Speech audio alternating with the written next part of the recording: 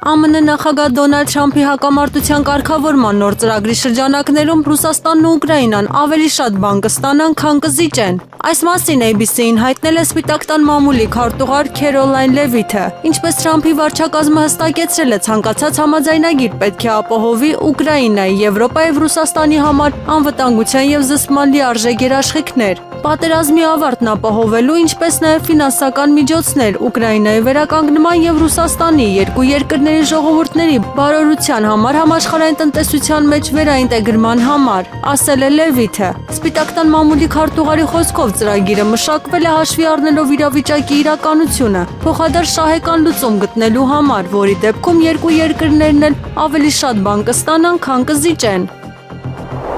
Եվրոպական առաջնորդները սկսել են պատրաստել Ուկրաինայում ստեղծված իրավիճակը կարգավորելու իրենց ծրագիրը, և Բրյուսելը մտադիր է այն ներկայացնել Կիևին առաջիկա օրերին, հաղորդել է Wall Street Journal-ը։ Եվրոպացի առաջնորդներն աշխատում են պատերազմը այլընտրանքային պայմաններով դադարեցնելու իրենց սեփական հակաառաջարկի վրա և փորձում են համոզել Ուկրաինային աջակցել իրենց ծրագրին, որը մշակված է Կիևի համար ավելի բարենպաստ պայմաններով։ Եվրոպան հույս ունի, որ ծրագիրը պատրաստ կլինի մի քանի օրվա ընթացքում, բայց Կիևը դեռևս չի պարտավորվել միանալ դրան, հաղորդել է հրատարակությունը։ Հարավային Աֆրիկան, Չինաստանը և Ռուսաստանի Դաշնությունը 2026 թվականին համատեղ զորավարժություններ կանցկացնեն։ Այս մասին հայտնել է Պրետորիայում Ռուսաստանի դեսպան Ռոման Աբրամովը։ Ինչքան մենք գիտենք, Ռուսաստանի, Հարավային Աֆրիկայի և Չինաստանի մասնակցությամբ ՄՕՍ-ի 3 ռազմածովային զորավարժությունները նախատեսված են 2026 թվականի հունվարի սկզբին, նշել է դիվանագետը։ Նա այս զորավարժությունները գնահատել է որպես երեք երկրների միջև հարաբերություններում նշանակալի հանգրվան։ Գյումրու քաղաքապետ Վարդան Ղուկասյանին հակակոռուպցիոն դատարանում հնչեցրած արտահայտությունների համար երրորդ մեղադրանքն է առաջադրվել։ Նրա առաջին մեղադրանքը հակակոռուպցիոն կոմիտեն էր առաջադրել կաշառքի գործով, իսկ երկրորդ մեղադրանքը Հայաստանի Հանրապետության քննչական կոմիտեն սեպտեմբերի 16-ին լրագրողները զրույցում իշխանությունների մասին հնչեցրած արտահայտությունների համար։ Երրորդ մեղադրանքն օրերս հակակոռուպցիոն դատարանում արված հայտարարություններն են։ Հայաստանի քաղաքացիական հասարակության ներկայացուցիչների խումբը 2025 թվականի նոյեմբերի 21-ին այցելել է Ադրբեջանի մայրաքաղաք։ Ինչպես տեղեկացրել է ԱՊԱ-ն, այցն իրականացվում է ի պատասխան ադրբեջանական պատվիրակության Հայաստանի մայրաքաղաք կատարած ուղևորության, որը տեղի է ունեցել 2025 թվականի հոկտեմբերի 21-ին 22-ին։ Ադրբեջանի և Հայաստանի քաղաքացիական հասարակությունների ներկայացուցիչները շարունակում են երկխոսությունը խաղաղության օրակարգի շրջանակում, որը սահմանվել է օգոստոսի 8-ին Վաշինգտոնում համատեղ հայտարարության ընդունումից հետո։ Հիշեցնենք, որ Երևան-Բաքու և Բաքու-Երևան չարթերային չվերթների կազմակերպման համար Հայաստանի կառավարությունը հատկացրել է մոտ 18 միլիոն դրամ։ Աստանայում մեկնարկել է Հայաստանի Հանրապետության վարչապետ Նիկոլ Փաշինյանի և Ղազախստանի նախագահ Կասիմ-Ժոմարտ Տոկաևի հանդիպումը դիմավորման պաշտոնական արարողությունից հետո մեկնարկել է Հայաստանի վարչապետի և Ղազախստանի նախագահի առանձնազրույցը, որից հետո նախատեսված է պատվիրակությունների ընդլայնված կազմով հանդիպումը։ Հայաստանի պատվիրակության կազմում հանդիպանը նախատեսված է Հայաստանի Հանրապետության փոխվարչապետ Մհեր Գրիգորյանի, Հայաստանի Հանրապետության արտաքին գործերի նախարար Արարատ Միրզոյանի, Հայաստանի Հանրապետության կրթության, գիտության, մշակույթի և սպորտի նախարար Ժաննա Անդրեասյանի, Հայաստանի Հանրապետության տարածքային կառավարման և ենթակառուցվածքների նախարար Դավիթ Խուդատյանի, Հայաստանի Հանրապետության բարձր տեխնոլոգիական արդյունաբերության նախարարի առաջին տեղակալ Գևորգ Մանթաշյանի և այլ պաշտոնյաների մասնակցությունը օրակարգում երկու երկրների միջև տնտեսական, քաղաքական և այլ ոլորտներում համագործակցության խորացմանն առաջվող հարցեր են, ինչպես նաև տարածաշրջանային հարցերում փոխգործակցության զարգացումը։ Ուկրաինայի առաջնորդ Վոլոդիմիր Զելենսկու մտերիմները նրան ակնարկում են չառաջադրվել երկրորդ ժամկետով, հաղորդում է Պոլիտիկոն։ Զելենսկու աջակցությունն այնքան ցածր է, իսկ կոռուպցիոն ճգնաժամը այնքան ավերիչ, որ անանուն լինելու պայմանով նախագահի և նրա մերձավոր շրջապատ այդ սերտորեն համագործակցված մարդիկ այժմ ակնարկում են, որ նա կարող է չառաջադրվել երկրորդ ժամկետով, հենց որ հանգամանքները թույլ տան քվեարկել։ Հաղորդում է թերթը, նշվում է, որ Ուկրաինայի նախագահի կինը Օլենա Զելենսկին նույնպես կարծում է, որ նախագահը չպետք է վերընտրվի։ Շախմատի լուրերից քրոսմայստեր Մանուել Պետրոսյանը դարձել է Գորիս Օփեն 2025 շախմատի միջազգային մրցաշարի հաղթող։ Այս մասին հայտնում է Հայաստանի շախմատի ֆեդերացիան։ Մանուելը 9 հնարավորից վաստակել է 7 միավոր։ Վոլոդիմիր Զելենսկիի եւ նրա մերձավոր շրջապատի հետ աշխատած անձիկ խոսելով անանունության պայմանով ակնարկում են, որ նա կարող է չառաջադրվել։ Երկրորդ ժամկետով այս կարծիքը հայտնել է ամերիկացի քաղաքագետ Ադրիան Կարատնիցկին։ Զելենսկիի աջակցությունն այնքան ցածր է, իսկ կոռուպցիոն սկանդալն այնքան ավերիչ, որ նրա եւ նրա մերձավոր շրջապատի հետ աշխատած մարդիկ խոսելով անանունության պայմանով ակնարկում են, որ նա կարող է չփորձել երկրորդ ժամկետով առաջադրվել, երբ հանգամանքները թույլ տան, քվեարկել, գրում է հեղինակը Պոլիտիկոյի համար Սյունյակում։ Նույնիսկ սկանդալից առաջ երկրի բնակիչները սկսել էին նոր առաջնորդներ փնտրել նրա խիստ կենտրոնացված, մեկուսացված եւ երբեմն ավտորիտար կառավարման նկատմամբ դժգոհության ֆոնին։ Անդիմադիր պատգամավոր Յարոսլավ Ժելեզնյակի խոսքով հարցումները ցույց են տալիս, որ Զելենսկու աջակցության մակարդակը կազմում է ընդամենը 25%։ Բագրատ Սրբազանի եւ մյուսների քրեական գործով անցող միակ կինը Լիդիա Մանթաշյանը կշարունակի մնալ կալանքի տակ։ 3 նոյեմբերի 20-ին նման որոշում կայացրեց դատավոր Կարեն Ֆարխոյանը, բավարարելով մեղադրող կողմի միջնորդությունը եւ երկարաձգելով Մանթաշյանի կալանքը եւս 3 ամսով։ Լիդիա Մանթաշյանի շահերի պաշտպան Տաթևիկ Սողոյանը նշեց, որ գործի նյութերում չկա որևէ ապացույց, որը կնշի, թե իր պաշտպանյալը պետք է մնա կալանքի տակ։ Յուրաքանչյուր նիստից առաջ ուսումնասիրում եմ հատորները, ինչի համար է մեղադրվում Լիդիան կամ միայն մի խոսակցություն նրա եւ Մովսես Շարբաթյանի միջև գունավոր ծխի փորձարկման մասին նոթատետրեր, որոնք չեն վկայում որևէ հանցանքի մասին։ Չեմ հասկանում որպես իրավաբան եւ մարդ ինչու են ապահովում կալանքի տակ։ Սողոյանը նշեց, որ Մանթաշյանը արդեն 5 ամիս է մեկուսացված է արտաքին աշխարհից։ Նրա խոսքով Մանթաշյանի առավելագույն պաշտոնը եղել է բանկի մասնաճյուղի գլխավոր հաշվապահ, ապա Տավուշի թեմի մամուլի պատասխանատուն։ Երևանում ինչ կարող է անել Դիլիջանի մասնաճյուղի հաշվապահը, ինչպես կարող է ազդել վկաների վրա, երբ նրանք նրա դեմ որևէ ցուցմունք չեն տվել։ Պաշտպանը միջնորդեց կիրառել վարչական հսկողություն, համակցված բացակայելու արգելքով եւ մինչեւ 2 միլիոն դրամ գրավով։ Նրա խոսքով Մանթաշյանի պարագայում չկա ոչ փախուստի, ոչ նոր հանցագործության, ոչ էլ վարույթին խոչընդոտելու ռիսկ։ Պաշտպանները դատարանին հիշեցրին նաեւ, որ ՄԱԿ-ը սահմանել է կանոններ կանանց նկատմամբ պատժի տարբերակային ոչ կալանքային մոտեցումների վերաբերյալ։ Դատարանը սակայն պաշտպանի միջնորդությունը չբավարարեց եւ Լիդիա Մանթաշյանը կմնա կալանքի տակ եւս 3 ամիս։ Գյումրիի կալանավորված համայնքապետ Վարդան Ղուկասյանի որդուն Սպարտակ Ղուկասյանին կալանավորելու միջնորդություն է ներկայացվել։ Այս մասին Եվրոմեդիա 24-ին հայտնել են քննչական կոմիտեից։ Աչափնյակ եւ Դավթաշեն վարչական շրջանների ընդհանուր իրավասության դատարանում այս պահին քննվում է նրա խափանման միջոցի հարցը, որտեղ մեղադրող կողմը միջնորդում է կիրառել կալանք։ Ավելի վաղ քննչական կոմիտեից տեղեկացանք, որ նախաձեռնված քրեական վարույթի նախաքննության ընթացքում մեկ անձի նկատմամբ հարուցվել է հանրային քրեական հետապնդում Հայաստանի Հանրապետության քրեական օրենսգրքի 297-րդ հոդվածի 2-րդ մասի առաջին եւ 3-րդ կետերով մի խումբ անձանց կողմից տեղեկատվական կամ հաղորդակցական տեխնոլոգիաներն օգտագործելով կատարված խուլիգանության հատկանիշներով։ Փաստաբանի փոխանցմամբ քննչական կոմիտեի նոր հարուցված քրեական հետապնդումը կապված է 2 օր առաջ հակակոռուպցիոն դատարանում Վարդան Ղուկասյանի եւ մյուսների դատավարության ընթացքում հնչած հայտարարությունների հետ։ Նիստը հեռարձակվում էր սահմանափակումներով եւ կոմիտեն ուսումնասիրում է ինչպես Վարդան, այնպես էլ Սպարտակ Ղուկասյանի արտահայտությունները։ ԱՄՆ բանակի նախարար Դանիել Դրիսկոլը նախատեսում է Ուկրաինայում նախատեսված հանդիպումներից հետո ճեպազրույցներ անցկացնել ՆԱՏՕ-ի դաշնակիցների հետ։ Հաղորդում է Պոլիտիկոն հղումանելով ԱՄՆ նախագահի վարչակազմի պաշտոնյային։ Հրապարակման համաձայն նա դաշնակիցներին կներկայացնի Վաշինգտոնի կողմից մշակվող ծրագիրը ուկրաինական կարգավորման համար։ Դրիսկոլը Կիևում իր հանդիպումներից հետո մի շարք ճեպազրույցներ կանցկացնի ՆԱՏՕ-ի դաշնակիցների հետ ծրագիրը եւ ԱՄՆ-ի հետագա գործողությունների տեսլականը ուրվագծելու համար, նշվում է հրատարակության մեջ։ Ռուսաստանի Դաշնության արտաքին գործերի նախարարության պաշտոնական ներկայացուցիչ Մարիա Զախարովան հայտարարել է, որ Գդանսկում Ռուսաստանի գլխավոր հյուպատոսության փակումը հանդիսանում է վայրենի ռուսաֆոբիայի հերթական դրսևորում։ Այս մասին նա հայտնել է բրիֆինգի ընթացքում արձագանքելով Վարշավայի վերջին որոշմանը։ Զախարովայի խոսքով Լեհաստանի իշխանությունների այս քայլը դիտարկվում է որպես երկու երկրների հարաբերությունների հետագա քայքայմանն ուղղված նպատակային քաղաքականություն։ Նա ընդգծել է, որ Մոսկվան պատրաստվում է տալ հայելային պատասխան։ Սահմանափակելով Լեհաստանի դիվանագիտական ներկայությունը Ռուսաստանում նոյեմբերի 19-ին Լեհաստանի արտաքին գործերի նախարար Ռադոսլավ Սիկորսկին հայտարարել էր, որ Գդանսկում գտնվող Ռուսաստանի վերջին գլխավոր հյուպատոսությունը փակվում է որպես պատասխան նախորդ շաբաթավերջին երկաթուղում տեղի ունեցած դիվերսիայի համար։ Իսկ Ռուսաստանի Դաշնության ժամանակավոր հավատարմագրված ներկայացուցիչը Անդրեյ Օրդաշը լեհական կողմի մեղադրանքներն անվանել էր խենթություն եւ անհետեթություն։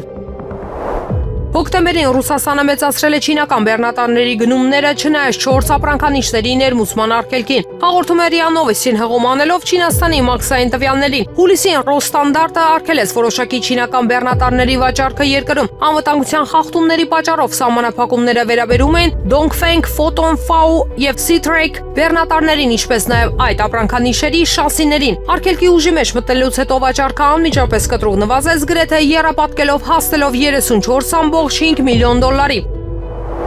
Ուկրաինայի նախագահ Վոլոդիմիր Զելենսկին հրաժարվել է պաշտոն անկանել իր աշխատակազմի ղեկավար Անդրեյ Երմակին։ Այս մասին Տելեգրամյան իր ալիքում հայտնել է Վերխովնայա Ռադայի падգամավոր Յարոսլավ Ժելեզնյակը։ Падգամավորը նշել է, որ Երմակի հեռացման շուրջ քննարկումները վերջին շրջանում ակտիվացել են, սակայն նախագահը որոշում է կայացրել չազատել նրան պաշտոնից։ Զելենսկու գրասենյակը դեռևս չի մեկնաբանել այս պնդումները։ Ներկայումս Երմակը շարունակում է զբաղեցնել նախագահական գրասենյակի ղեկավարի պաշտոնը, մնալով Զելենսկու ամենամերձավոր եւ ազդեցիկ թիմակիցներից մեկը։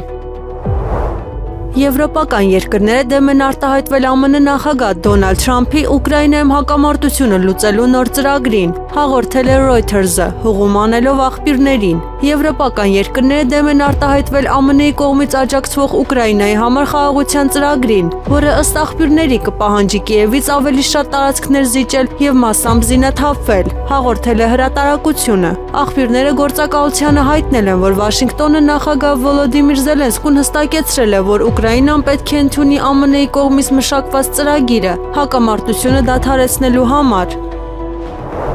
Ռուսաստանի արտաքին գործերի նախարարության պաշտոնական ներկայացուցիչ Մարիա Զախարովան հայտարարել է, որ Ուկրաինայում բռնկված կոռուպցիոն սկանդալը բացասաբար է ազդել նախագահ Վոլոդիմիր Զելենսկու հանրային աջակցման մակարդակի վրա։ Նրա խոսքով Զելենսկու մերձավոր գործարարը Թիմուր Մինդիչը հայտնվել է քննության կենտրոնում, ինչն էլ խաթարել է ուկրաինացի ղեկավարի դիրքերը։ Զախարովան նաև քննադատել է Կիևի իշխանություններին, պնդելով, որ նրանք զբաղվում են արևմուտքի կողմից տրամադրված միջոցների ոչ նպատակային օգտագործմամբ, այդ թվում անօդաչու սարքերի արտադրության համար հատկացված գումարներով։ Նրա հայտարարությամբ այս իրավիճակը խորացնում է վստահության ճգնաժամը Ուկրաինայի ղեկավարության նկատմամբ։ Բլումբերգը հղում անելով իր աղբյուրներին հայտնել է, որ ԱՄՆ-ի կողմից առաջարկվող Ուկրաինայի հակամարտության կարգավորման նոր պլանը նախատեսում է Ռուսաստանի նկատմամբ սահմանված պատժամիջոցների չեղարկում։ Հրապարակման մեջ նշվում է, որ առաջարկի բաղադրիչներից մեկը հենց այս սահմանափակումների հանումն է, սակայն չի հստակեցվում, թե որ կոնկրետ միջոցների մասին է խոսքը։ Նյութում հաղորդվում է նաև, որ ամերիկագետ Պավել Դուբրավսկու կարծիքով ռուս-ամերիկյան այս պլանի վերաբերյալ տեղեկատվության արտահոսքը ամենայն հավանականությամբ չէր եղել պատահական։ Նրա համոզմամբ արտահոսքի նպատակը կարող էր լինել լրացուցիչ ճնշում գործադրել Ուկրաինայի վրա բանակցային գործընթացում որոշումներ պարտադրելու նպատակով։ Ռուսաստանի միջազգային պաուստերը շաբաթվա ընթացքում աճել են 14.3 միլիարդ դոլարով, հասնելով 734.1 միլիարդ դոլարի։ Հայտում է Կենտրոնական բանկը։ Նրա տեղեկությունների համաձայն նոյեմբերի 7-ից 14-ը ցուցանիշը կտրուկ աճել է 2%-ով, հիմնականում դրական վերագնահատման շնորհիվ։ Սեպտեմբերի կեսերին Ռուսաստանի պաուստերի չափը առաջին անգամ գերազանցեց 700 միլիարդ դոլարի սահմանը, իսկ հոկտեմբերի 18-ին ոսկու ռեկորդային գների հետ համընթաց հասավ պատմական առավելագույնի, այնուհետև թանկարժեք մետաղի գնի շտկողական անկման ֆոնին դրանք նվազեցին 3 շաբաթ անընդմեջ, այս ընթացքում նվազելով 22.6 միլիարդ դոլարով։ Վերաքննիչ հակակոռուպցիոն դատարանը մերժել է Գյումրիի քաղաքապետ Վարդան Ղուկասյանին կալանքից ազատ արձակելու հատուկ բողոքը։ Ազատությանը փոխանցեց փաստաբան Արամայիս Հայրապետյանը։ Փաստաբանները 21 էջից բաղկացած հիմնավորումներ ու ապացույցներ են ներկայացրել Ղուկասյանի քրեակատարողական հիմնարկում պահման վայրի ու առողջական վիճակի մասին։ Հիշեցնենք, որ Վարդան Ղուկասյանը ձերբակալվել, ապա կալանավորվել էր կաշառք ստանալու եւ տալու մեղադրանքներով։ Նիկոլ Փաշինյանը նոյեմբերի 20-21-ին պաշտոնական այցով կգտնվի Ղազախստանի Հանրապետությունում։ Այցի շրջանակում Նիկոլ Փաշինյանն առանձնազրույց կունենա Ղազախստանի նախագահ Կասիմ-Ժոմարտ Տոկաևի հետ, որին կհաջորդի ընդլայնված կազմով հանդիպումը։ Վրաստանը միայն ողջունում է Հայաստանի եւ Ադրբեջանի միջև խաղաղության հաստատումը, ինչպես հաղորդում է ԱՊԱ-ի վրացական բյուրոն, այս մասին ԻՄԵԴ-ի հեռուստաալիքին տված Հարցազրույցում հայտարարել է Վրաստանի խորհրդարանի արտաքին հարաբերությունների հանձնաժողովի նախագահ Նիկոլոս Սամփարաձեն։ Նրա խոսքով Հարավային Կովկասի 3 երկրների միասնական դիրքորոշումը կարող է ծառայել նրանցից յուրաքանչյուրի շահերին։ Սամփարաձեն ընդգծեց, որ Հարավային Կովկասը կարող է ավելի գրավիչ եւ հետաքրքիր լինել պոտենցիալ ներդրողների համար որպես միասնական տարածաշրջան։ Հայաստանում Եվրամիության դիտորդական առաքելության ղեկավար Մարկուս Ռիտերը հանդիպում է ունեցել Եվրամիության հատուկ ներկայացուցիչ Մագդալենա Գրոնոյի հետ ուրախ է հանդիպել Հարավային Կովկասի եւ Վրաստանում ճգնաժամի հարցերով Եվրամիության հատուկ ներկայացուցիչ Մագդալենա Գրոնոյին քննարկելու վերջին զարգացումները տեղում եւ ներկայացնելու առաքելության առաջիկա անելիքները։ Գրել է Ռիտերը ավելի վաղ Հայաստանի փոխվարչապետ Մհեր Գրիգորյանն ընդունել է Եվրամիության հատուկ ներկայացուցիչ Մագդալենա Գրոնոյին։ Զրուցակիցները քննարկել են տարածաշրջանային զարգացումները, անդրադարձել տարածաշրջանի հաղորդակցությունների ապաշրջափակման հնարավորություններին եւ կարեւորությանը, երկուստեք ընդգծել սահմանազատման գործընթացի շարունակականության կարեւորությունը։ Վարչապետ Նիկոլ Փաշինյանի գլխավորությամբ տեղի ունեցել խորհրդակցություն, որի ընթացքում քննարկվել են հանրային կառավարման բարեփոխումների ռազմավարության շրջանակում պետական կառավարման համակարգում կատարողականի գնահատման եւ դրա հիմքով խրախուսման պիլոտային ծրագրի նախագծին վերաբերող հարցեր։ Ներկայացվել է, որ ծրագիրն ուղղված է լինելու հանրային ծառայության համակարգի մրցունակության բարձրացմանը, ինստիտուցիոնալ արդիականացմանը, կատարողականի գնահատման միջոցով պետական կառավարման համակարգի արդյունավետության բարձրացմանը, մանրամասներ ներկայացվել պիլոտային ծրագրի սկզբունքների, շրջանակի եւ շարունակականության վերաբերյալ ընդգծվել է, որ պիլոտային ծրագրի եզրակացությունները հիմք կդառնան 2026 թվականի ընթացքում օրենսդրական վերանայումների համար։ Խորհրդակցության մասնակիցները ծրագրի վերաբերյալ ներկայացրել են տարբեր դիտարկումներ, տեսակետներ ու առաջարկություններ։ Վարչապետը կարևորել է պետական կառավարման համակարգում մարդկային ռեսուրսների ու կարողությունների բարելավման ուղղված քայլերը եւ այս համատեքստում ընդգծել որակավորման բարձրացման համար անհրաժեշտ պայմանների ստեղծման անհրաժեշտությունը։ Քննարկման արդյունքներով երկրի ղեկավարը պատասխանատուներին հանձնարարել է հնչեցված առաջարկությունների հիման վրա լրամշակել նախագիծը եւ ներկայացնել կառավարության հաստատմանը։ Քաղաքագետ եւ Ռուսաստանի Դաշնության կառավարության առընթեր ֆինանսական համալսարանի քաղաքագիտության ամբիոնի դոցենտ Եվգենիա Վոյկոն խոսել է Ուկրաինայում հակամարտության կարգավորման ենթադրաբար նոր 28 կետանոց ծրագրի մասին։ Մասնագետի խոսքով նման լուրերին պետք է զգուշորեն վերաբերվել, քանի որ դրան կարող են ինչ-որ մեկի շահերի համար հորինվածք լինել։ Թրամփը կցանկանար հրադադար, ապա նստել, քննարկել, ստորագրել կամ չստորագրել եւ այլն։ Բայց նրա միջնորդությամբ հրադադարն ավելի նախընտրելի է։ Այդ դեպքում նա կվերցներ իր վրա դրա վաստակը եւ կցուցադրեր այն ամեն կերպ, հավելել է Վոյկոն։ Ուկրաինայում հակամարտության կարգավորման ծրագիրը, որը ենթադրաբար գաղտնի կերպով մշակվել է ռուս եւ ամերիկացի պաշտոնյաների կողմից, հիմնված է Կիևի կապիտուլյացիայի վրա եւ ենթադրում է հանրապետության դեմ կտրուկ միջոցների կիրառում։ Սա է Guardian-ի լրագրողների գնահատականը։ Դոնալդ Թրամփի հատուկ դեսպանորդ Սթիվ Ուիթքոֆի եւ Կրեմլի խոսնակ Կիրիլ Դմիտրիևի կողմից մշակված նախագծի ծրագիրը նախատեսում է Ուկրաինայի դեմ կտրուկ միջոցներ, որոնք Ռուսաստանին կտան աննախադեպ վերահսկողություն երկրի ռազմական եւ քաղաքական ինքնիշխանության նկատմամբ։ Նշվում է զեկույցում ասվում է, որ Կիևը հավանաբար նման ծրագիրը կընկալի որպես կապիտուլյացիա։ Եվրամիությունը չի մասնակցել Ուկրաինայի իրավիճակի կարգավորման ԱՄՆ-ի կողմից պատրաստված ծրագրի մշակմանը։ Այս մասին հայտարարել է Եվրամիության գերագույն ներկայացուցիչ Կայա Կալասը Բրյուսելում Եվրամիության արտաքին գործերի նախարարների հանդիպումից առաջ։ Պատասխանելով լրագրողների հարցերին փաստաթղթի մշակման գործում եվրոպացի պաշտոնյաների հնարավոր ներգրավվածության վերաբերյալ, Կալասը տվել է վճռական բացասական պատասխան։ Ինչքան ես գիտեմ, ոչ, ասել է ներկայացուցիչը։ Թրամփի վարչակազմը եվրոպական երկրներին չի տեղեկացրել Ուկրաինայում հակամարտության կարգավորման իր առաջարկներից, հաղորդել է Daily Telegraph-ը, հղում անելով աղբյուրներին։ Հրապարակումը պնդում է, որ Թրամփի վարչակազմի պաշտոնյաները ուղղակիորեն Ուկրաինայի առաջնորդ Վոլոդիմիր Զելենսկուն ասել են, որ նա պետք է համաձայնվի Վաշինգտոնի առաջարկին, հաշվի առնելով կոռուպցիոն սկանդալի պատճառով նրա թուլացած դիրքը։ Կիև կատարած այցից հետո ԱՄՆ բանակի նախարար Դանիել Դրիսկոլը մի շարք ճեպազրույցներ կանցկացնի ՆԱՏՕ-ի դաշնակիցների համար, որտեղ կներկայացնի ԱՄՆ բնակավայրերի կարգավորման ծրագրի մանրամասները, հաղորդել է Politico-ն, հղում անելով ԱՄՆ վարչակազմի պաշտոնյային։ Նրա խոսքով Դրիսկոլը պետք է Կիևում Վոլոդիմիր Զելենսկուն ներկայացներ կարգավորման ծրագիր։ Արևմտյան լրատվամիջոցները նախկինում հղում անելով աղբյուրներին հայտնել էին, որ Միացյալ Նահանգները մշակում է Ուկրաինայի հակամարտության կարգավորման նոր ծրագիր եւ այդ հարցի շուրջ խորհրդակցություններ է անցկացնում Ռուսաստանի հետ։ Axios պորտալը մասնավորապես նշել է, որ ամերիկյան առաջարկները նախատեսում են Կիևի կողմից որոշ տարածքների հրաժարում ԱՄՆ-ի կողմից Ուկրաինային եւ Եվրոպային անվտանգության երաշխիքներ տրամադրելու դիմաց։ NBC News-ի փոխանցմամբ ԱՄՆ նախագահ Դոնալդ Թրամփը շաբաթվա սկզբին հաստատել է 28 կետից բաղկացած նոր պլանը։ Ինչպես հաղորդել է Wall Street Journal-ը, Վաշինգտոնը ի թիվս այլ բաների առաջարկում է Կիևին հրաժարվել ՆԱՏՕ-ին անդամակցելու գաղափարից առնվազն մի քանի տարով։ Հայաստանի Հանրապետության արտաքին գործերի նախարար Արարատ Միրզոյանը հեռախոսազրույց ունեցել Սիրիայի Արաբական Հանրապետության արտաքին գործերի նախարար Ասադ Ալ-Շայբանիի հետ։ Զրուցակիցները քննարկել են Հայաստանի եւ Սիրիայի միջև երկկողմ հարաբերությունների զարգացման հարցեր։ Պայմանավորվածություն է ձեռք բերվել համատեղ ջանքերով, այդ թվում փոխայցելությունների միջոցով ակտիվացնել քաղաքական երկխոսությունն ու փոխադարձ հետաքրքրություն ներկայացնող ոլորտներում համագործակցությունը։ Ընդգծել է, որ փոխգործակցության զարգացման համար ամուր հիմքեր են ստեղծել Հայաստանի եւ Սիրիայի, ինչպես նաեւ երկու ժողովուրդների միջև ավանդաբար ձևավորված բարեկամական հարաբերությունները։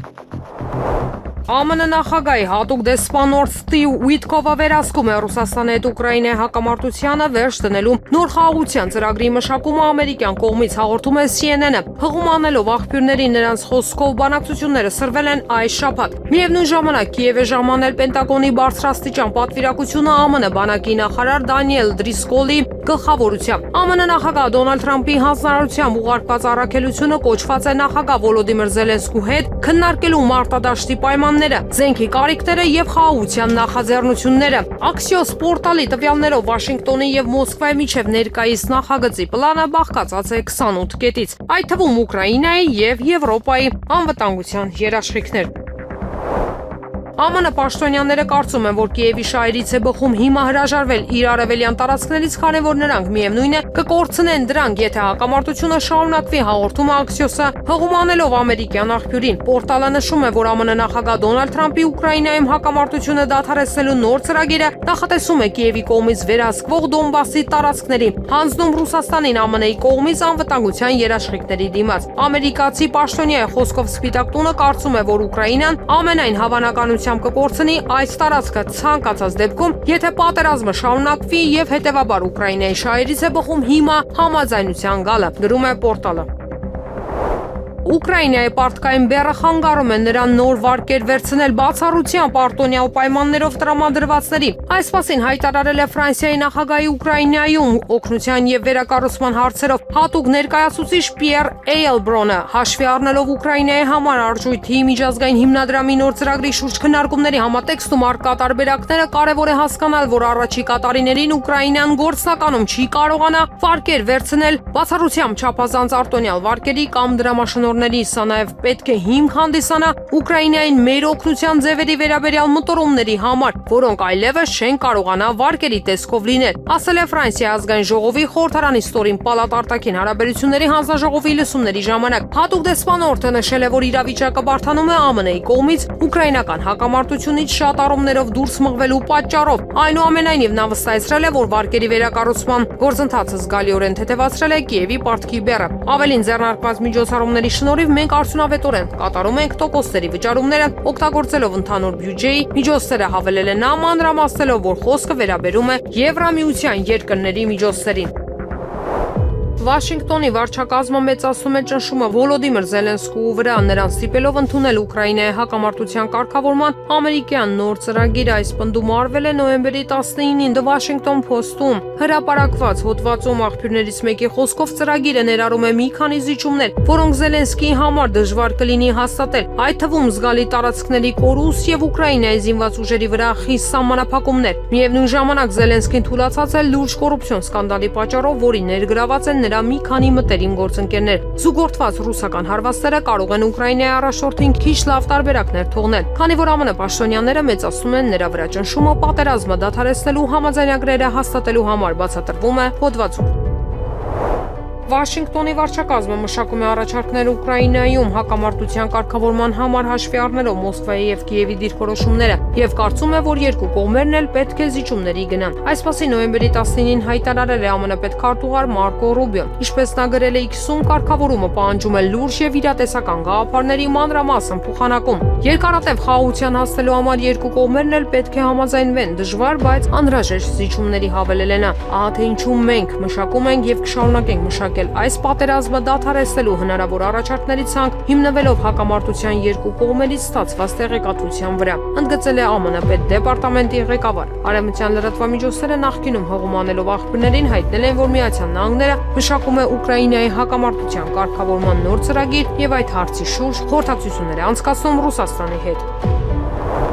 Գերմանիայի կանցլեր Ֆրիդրիխ Մերցը կարծում է, որ ռուսական արգելափակված ակտիվների հնարավոր օգտագործումը Եվրամիության ամենաուժեղ լծակն է։ Ուկրաինայում հակամարտությունը դադարեցնելու համար նա այս կարծիքը հայտնել է Բեռլինում Շվեդիայի վարչապետ Ուլֆ Քրիստերսոնի հետ համատեղ մամուլի ասուլիսում։ Որպես եվրոպացիներ մենք կարող ենք վճռորոշ դեր խաղալ, եթե դեկտեմբերին համաձայնության գանք ռուսական ակտիվների օգտագործման վերաբերյալ, սա մեր ամենակարևոր լծակն է համոզելու Մոսկվայի նստել բանակցությունների սեղանի շուրջ, պնդել է Մերցը։ Նա շնորհակալություն է հայտնել Շվեդիային Եվրոպական խորհրդում ռուսական ակտիվների օգտագործման վերաբերյալ իր առաջարկին աջակցելու համար։ Եվրոպայում սառեցված Ռուսաստանի ինքնիշխան ակտիվների մեծ մասը մոտ 200 միլիարդ եվրո արգելափակված է Բելգիայի Euroclear հարթակով։ Հոկտեմբերի 23-ին Բրյուսելում կայացած Եվրամիության գագաթնաժողովի մասնակիցները չկարողացան համաձայնության գալ դրանց օգտագործման վերաբերյալ։ Բելգիայի վարչապետ Բարտ դե Վևերը պահանջեց, որ Եվրամիության բոլոր անդամները լիովին կիսեն իր երկրի ֆինանսական ռիսկերը։ Նույն օրը Ռուսաստանի արտաքին գործերի նախարարության խոսնակ Մարիա Զախարովան հայտարարեց, որ Եվրամիության կողմից ռուսական ակտիվների դեմ ցանկացած բռնագրավման նախաձեռնություն անխուսափելիորեն կհանգեցնի ցավոտ արձագանքի։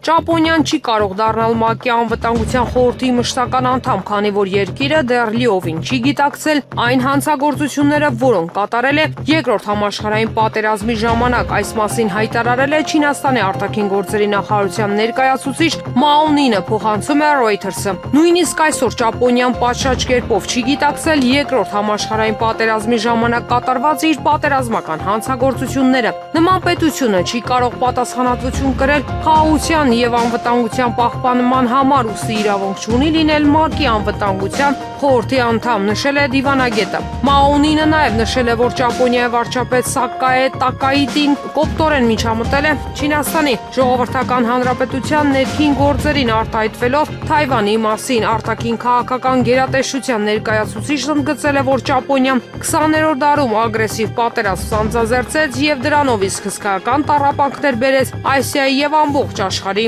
ժողովուրդներին։ Իսրայելական բանակը սկսել է հարվածներ հասցնել Լիբանանի հարավում։ Այս մասին հաղորդել է Իսրայելի պաշտպանության բանակի մամուլի խոսնակի գրասենյակը։ Ըստ տվյալների, այս շարքի հարվածների թիրախները Լիբանանի հարավում գտնվող շիական Հեզբոլլա շարժմանը պատկանող ռազմական օբյեկտներն են։ Իսրայելի պաշտպանության նախարարը հարվածներ է հասցնում Հեզբոլլահի մի շարք ահաբեկչական ենթակառուցվածքային օբյեկտներին հարավում, հայտարարել է Իսրայելի պաշտպանության բանակը։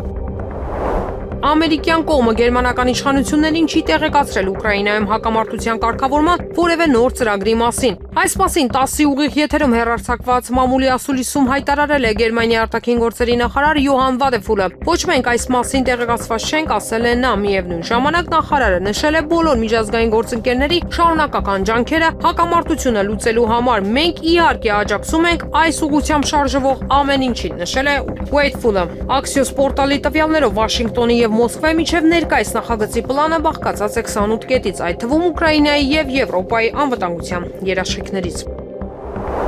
Իսկ այժմ եղանակի մասին հանրապետության տարածքում նոյեմբերի 21-ից 25-ը սպասվում է առանց ստեղումների եղանակ։ Լուսադեմին Արարատյան եւ Շիրակի դաշտում սպասվում է կարճատև մառախուղ։ Քամին հարավ-արևմտյան մասում 2-ից 5 մետր վարկյան արագությամբ։ Օդի ջերմաստիճանը նոյեմբերի 21-ին 23-ից ցերեկային ժամերին Լոռիում, Տավուշում եւ Սյունիքում աստիճանաբար կբարձրանա եւս 2-ից 5 աստիճանով։ Մնացած շրջաններում էապես չի փոխվի։ Երևանում նոյեմբերի 21-ից 25-ը սպասվում է առանց ստեղումների եղանակ։